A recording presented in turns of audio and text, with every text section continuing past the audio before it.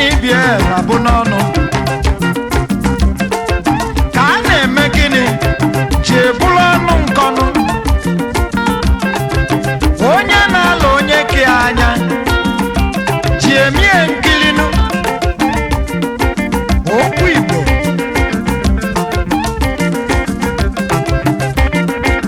egwu ndị chiri echichi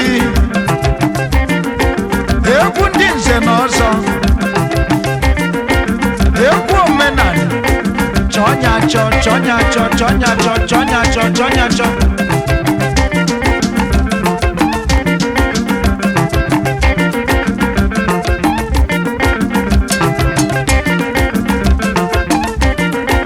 ọzọ dị na agba naanị Igbo n'olu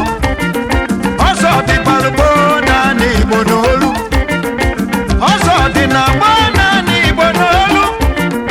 ọzọ dị gbalụgbo naanị Igbo n'olu onye marụ nke oge eji na onye achị ya onye marụ nke ochili nye azelụ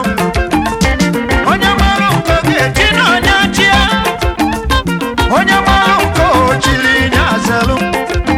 okoli mara ife ị ga-emenwu ofe ka ị mara ife ị ga-emenwu onye mara ife ọ ga-eme onye mara ife ọ ga-eme onye ame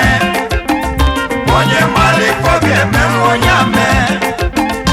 onye mara ife ọ ga-eme onye ame onye mara ife ọ ga-eme onye ame onye mara ife ọ ga-eme onye ame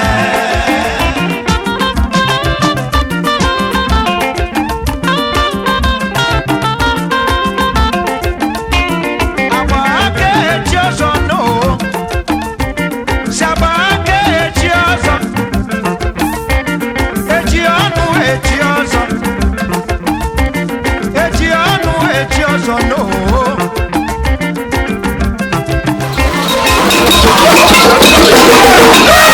echi ọzọ no agba aka echi ọzọ si echi ọnụ echi ọzọ si ọbọnya bụrụ nsọ na-agba n'aka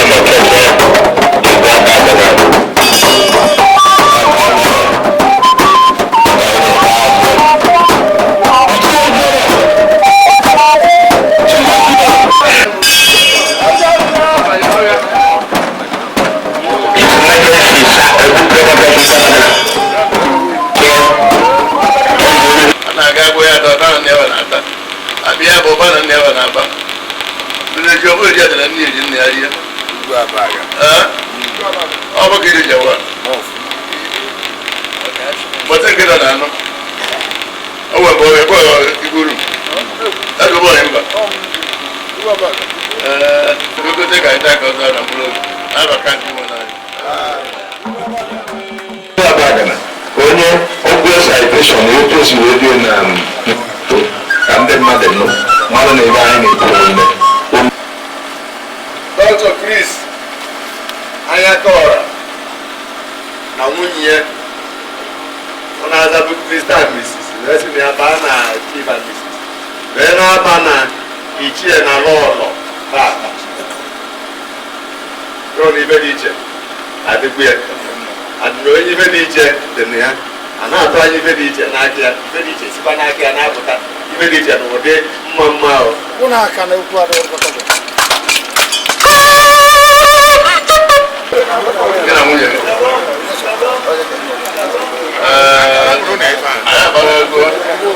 anyị ejighị oke ọza dịka ibe anya bagana rọpụta mụrụ mụdụ na rọpụta onye bagana bagana rọpụta ihe